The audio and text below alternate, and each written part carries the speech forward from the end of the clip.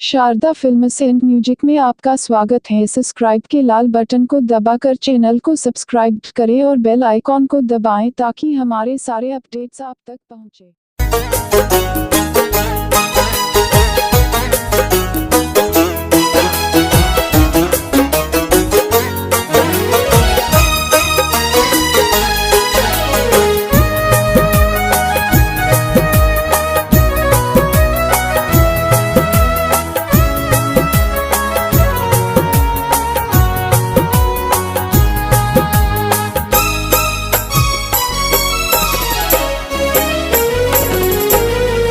आजकल दर्द से दोस्ती है मेरी, आजकल दर्द से दोस्ती है मेरी।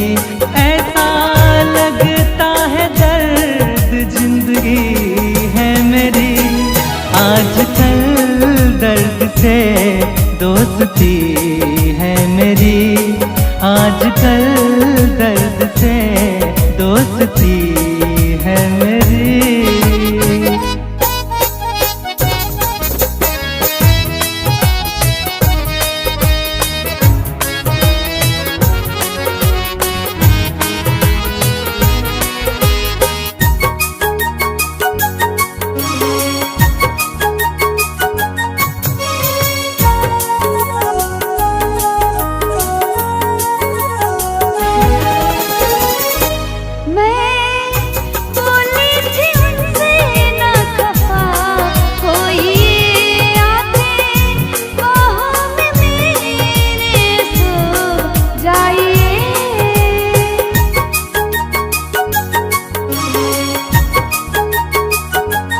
मैंने बोला था उनसे ना आजमाइए, दिल के धड़कन में मेरे छा जाइए।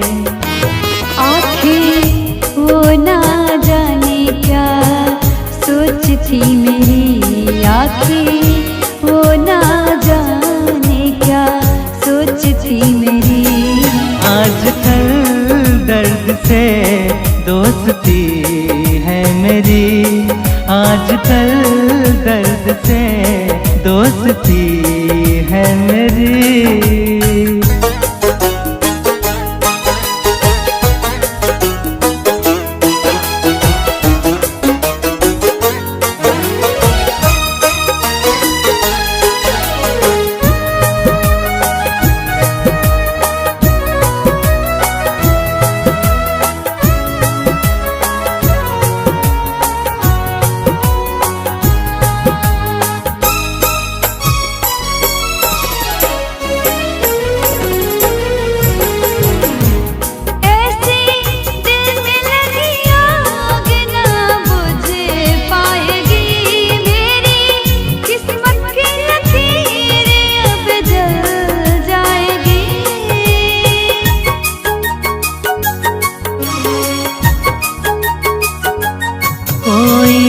जाके जरा उनको समझाइए, दिल के हालत को मेरे बतलाइए।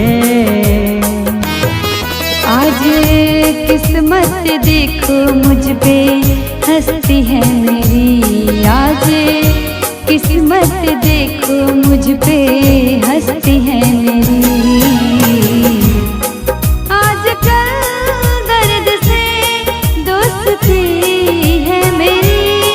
आजकल दर्द से दोस्ती है मेरी, आजकल दर्द से दोस्ती है मेरी। आजकल